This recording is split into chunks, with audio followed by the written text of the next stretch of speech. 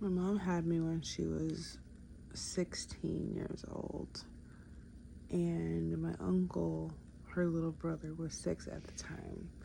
Of course, my mom was still living at home, and so I truly became my uncle's annoying little sister slash niece. Eventually, my sister and brother came along, but for a while, it was him and I. And something that I realized since he passed away, it'll be 4 months. It was 4 months 2 days ago, and his birthday is today.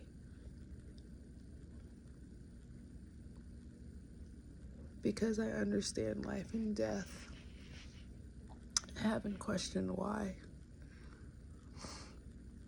Everybody has to die.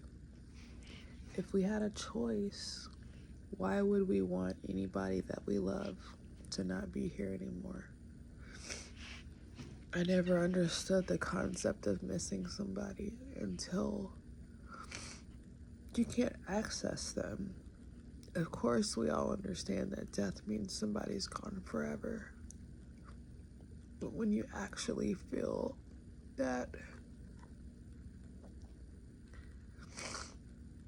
they're no longer even there, it's a very human feeling. I've never felt as raw as I have.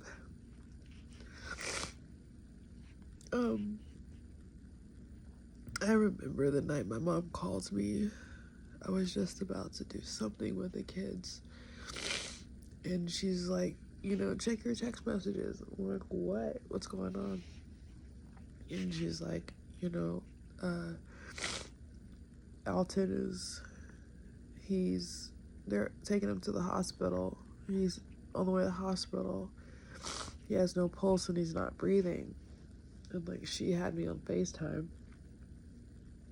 and she was upset. So, I couldn't help but get upset because, so I called my partner, and he was on the way back from work, like literally like around the corner. And I told him, my uncle's not breathing. We have to go. And he was like, I'll be there like right away. My love, just calm down. And I had to tell the kids, he's on the way to the hospital. We're not sure what's going on. We're just gonna pray, whatever. And they went to bed, and I had Ashley watch over them. And because I had experienced the same kind of thing with my friend Mark, something in me told me that he was already gone, but the human part of me wanted to say, no, there's no way.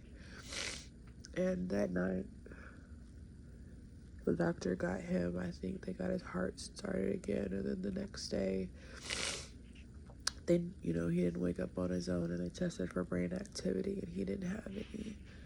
And I still have like moments that I go back through and recall from those couple of days.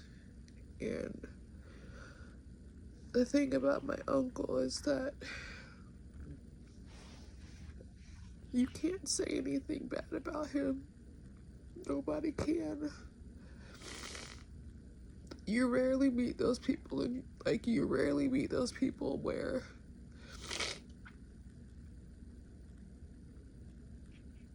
you'll say, oh, they were this or they were that, or they have this about them or that about them. My uncle was weird just like me, and I always knew that, and he always knew that. And something we identified with was we never felt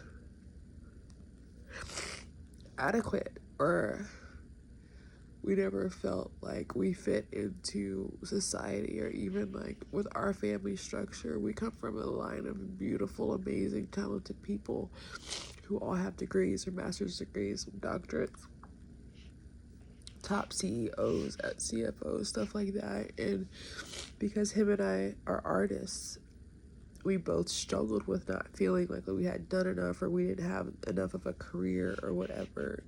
And I have so many memories of just me watching my uncle and absorbing and repeating and doing every single thing he did, because he was the only role model that I had. He was my big brother.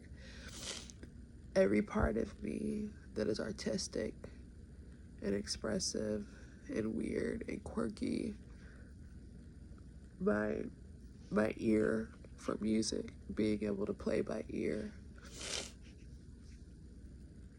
my ability to hear different pitches and instruments and songs, and my love for animals. I got hamsters for the first time because my aunt took him and he got hamsters, and then I wanted to get them as well. But it's been an interesting experience. I've not cared about much.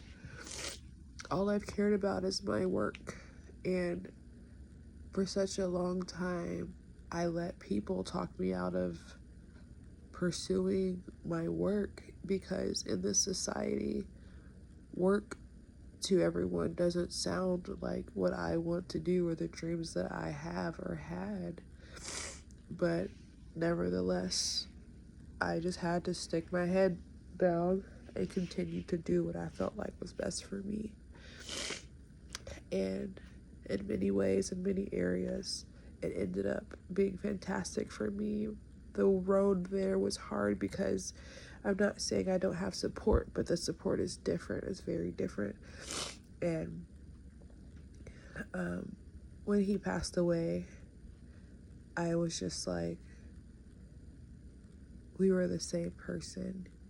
And if there was anything I could do for him, it would be to seize every opportunity right now to use all of my artistic abilities, to use all of my talent, everything that he ever taught me, everything that any mentor ever taught me along the way. There's been so many people that have taught me for free or even paid me to learn from them in so many areas. And I can't help but think and know and feel that what I am doing now is for him, for me too. But it's crazy to not need approval from anyone on this earth, because I know I have it from him. And I was talking to my partner one time, and I was like, I can't believe, like, this is happening. I can't believe, just talking about all this stuff. And he's like, you don't think your uncle is up in heaven pulling strings on your behalf? You don't think he's in there cracking jokes and telling people how talented you are? And I haven't cared about much, but my family, my friends that pour into me and support me and my work.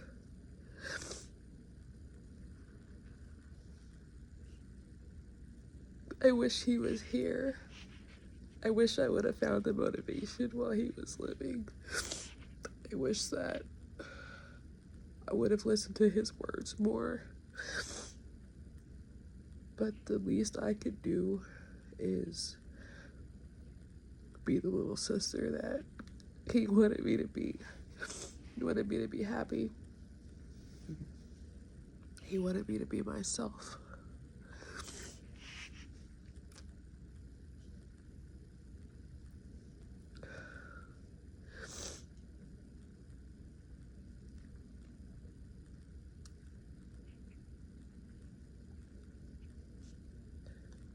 I don't need anyone's approval, and that's crazy. I spent so much of my life trying to seek the world's approval, I would say.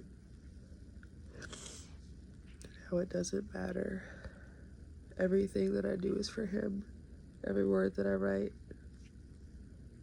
every decision that I make, every move that I contemplate is for him. We never want people that we love to pass. We never want them to go. I can't help but be grateful that because it was his time to go, all I could do is be the best version of me, because if I didn't, I wouldn't be doing him any justice as my big brother.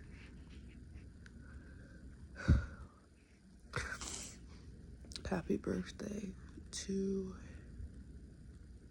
one of the greatest people to ever live. And I hope that he knew how freaking much he was loved. I'll never forget holding his hand. I didn't want to feel it when it wasn't warm anymore. So I held it before, and the softness in his hands,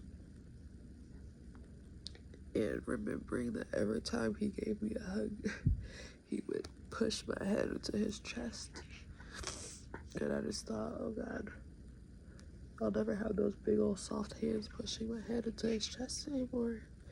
But literally, sometimes I feel like I can still feel it, like when I want to get rid of intrusive thoughts. It's like I'm almost doing this. And I just love him. I miss him. I'm happy he lived. I will continue to try to carry on his legacy and do what we said we were going to do. And I know he's guiding me.